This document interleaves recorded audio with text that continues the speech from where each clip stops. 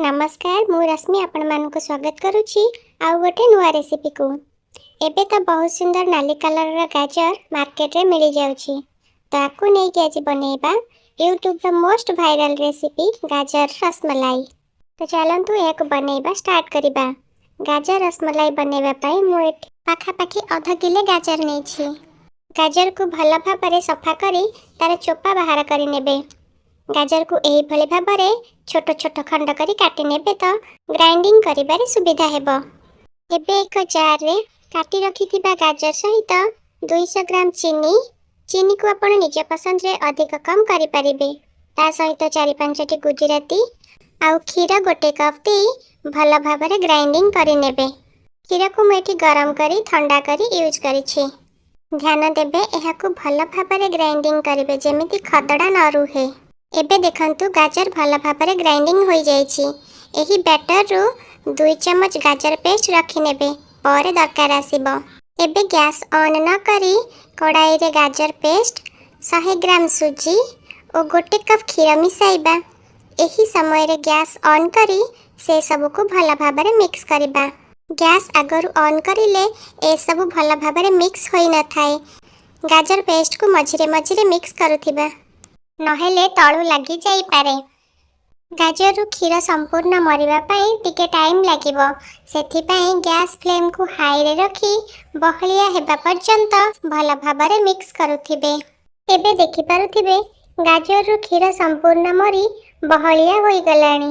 एबे एहा को गोटे प्लेट रे बाहर करी ठंडा हेबा पई रखि नेबा। एहा ठंडा हेबा पई टाइम लागिबो तो एपटे खीर गरम करि नेबा। मु एठी 1.5 लिटर खीर नेछि। खीर को भला भाबरे फुटिबा पई छाडी देबा। मझिरे मझिरे खीर को भला भाबरे मिक्स करुथिबा नहले एथिरे सरा पड़ी जिवो। खीर एठी बहलिया हेबा पई टिके टाइम लागिबो तो एहा को मीडियम फ्लेम रे छाडी देबा। एपटे गाजर पूरा ठंडा हे गलानी। एहा को एही भली भाबरे गोला करि नेबे। मु एठी सब गाजर को एही भली भाबरे गोला करि देछि। तो एबे प्लेट रे नेछि एहा को स्टीम करिबा पई। पानी गरम होई गलानी। एहा को 10-15 मिनिट पर्यंत स्टीम हेबा पई छाडी देबा। खीरर क्वांटिटी देखि पारुथिबे अधा होई गलानी। एबे एही समय रे हमें चीनी ऐड करिबा। मु एठी पाखा पाखी 300 ग्राम चीनी नेछि। आपण चाहिले एहा को अधिक बेसी करि परिबे। चीनी पकाइबा मात्रे एहा पानी छाडीबा आरंभ करि देबा तो गैस फ्लेम को हाई करि नेबे एवं एहा को 2-3 मिनिट पर्यंत भला भाबरे मिक्स करुथिबे।